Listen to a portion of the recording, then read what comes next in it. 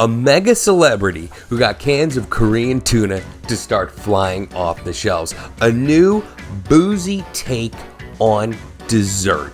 Croissants going savory, and I ain't just talking ham and cheese. And why Pizza Hut is in the pizza doghouse. This is Outrageous Foods, where I dive into the weirdest, wildest, most outrageous stories in food. Buckle up, because this is gonna be one wild ride. First up, your girl, Cardi B. She jumped on Instagram Live, no surprise there, but then she proceeded to chow down on gochu chamchi. Now, if your Korean is about as rusty as my pronunciation technique, that translates to Korean canned spicy tuna. Then, the internet exploded. People say that the reaction to her video literally spurred a worldwide Korean food frenzy. All right, so why did it blow up? Well, let's start with the basics. Celebrity, food, TikTok equals the next viral moment. Also, I want to add this. Cardi B is as much a captivating personality as she is a gifted musician. Also, let's look at the food. Canned tuna is accessible and it's literally exotic. We're talking about spicy Korean seasonings. This also leads to viral gold. Finally, brands noticed. One Korean canned tuna maker started distributing in the US because of the buzz. And I'll tell you something, when brands notice, the dollars start flying. All right, I'd like to say that Korean food is truly having its moment after recent years, but this just puts it over the top. I mean, Cardi B plus the outrageously deep flavors of Korean cuisine. Now that is a food show I'd watch. Outrageous rating, 8.5 out of 10. I mean, look, the tuna just sounds freaking delicious. The only downside is the late night tuna cravings I'm gonna get when I'm doom scrolling after midnight. Next up, you thought that ice cream floats were just ice cream and soda. Think again. A new viral trend has developed with red wine and ice cream. Hear me out. You take a glass, you throw in a scoop of ice cream, and you pour red wine over the top. Let's talk this one out. Why is this happening? Well, let's start with the obvious, folks. Social media. Social media is always hunting for the next weird plus visually appealing food thing. And this certainly has visual appeal.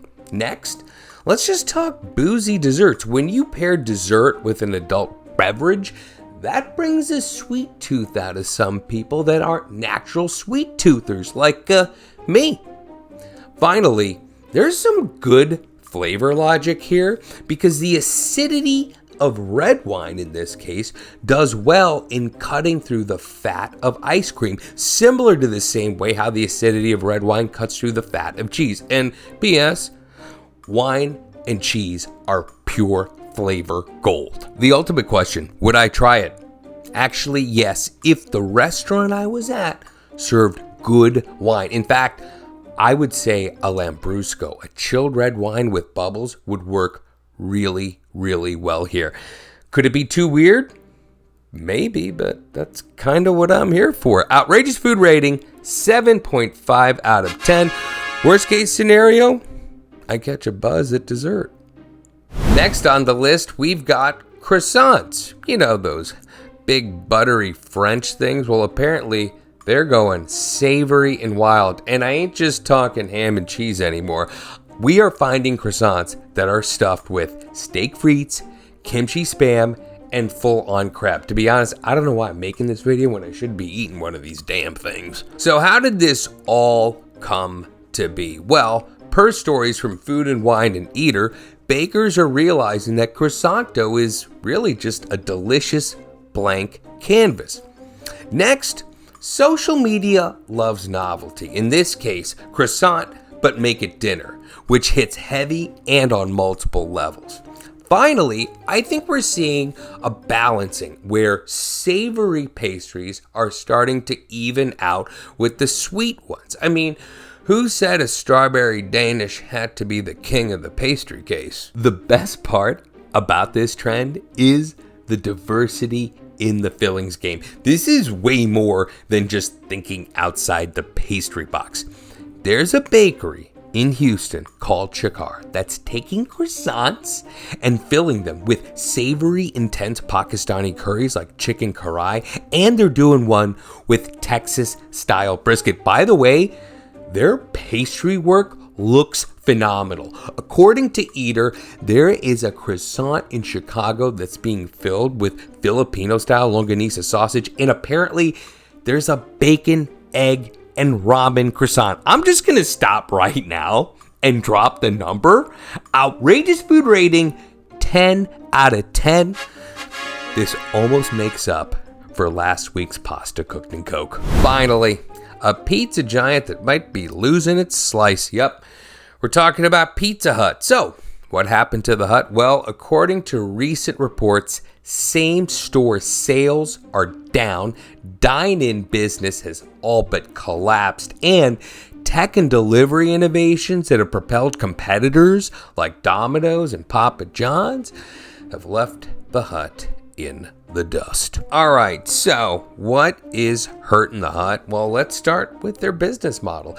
Pizza Hut was all about the dine-in experience, and these days, people just want to eat pizza at home, whether it's through delivery or takeout. Next, they really lag behind on the delivery tech innovations that Domino's and Papa John's hopped on, and it takes years to get your tech right. Finally, between rising food costs, franchise bankruptcies, things aren't rosy for restaurants.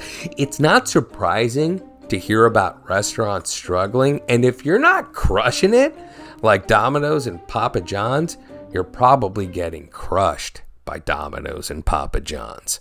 I remember back in the day when my family would dine in at Pizza Hut, the red soda glasses, the arcade with the big video game machines, and that premium pan pizza. But times have changed. Pizza has never been so competitive in America. It seems like at every corner there's some wood-fired Neapolitan pizza joint. So that means fast food pizza has to be cheap, and that's where Domino's crushes it. They're always offering deals. Plus, they jumped in on the tech like the Pizza Tracker app, which tracks your pizza, because the other promise of fast food is that it has to be fast. Now, while I'm nostalgic for Pizza Hut, I'm Gen X. Millennials miss the Pizza Hut boat. Gen Alpha's like, what dat? So, I guess it's time to pour out a little bit for Pizza Hut.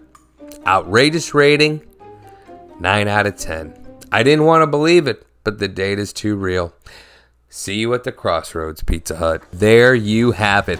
A mega pop star pushing cans of spicy Korean tuna for free.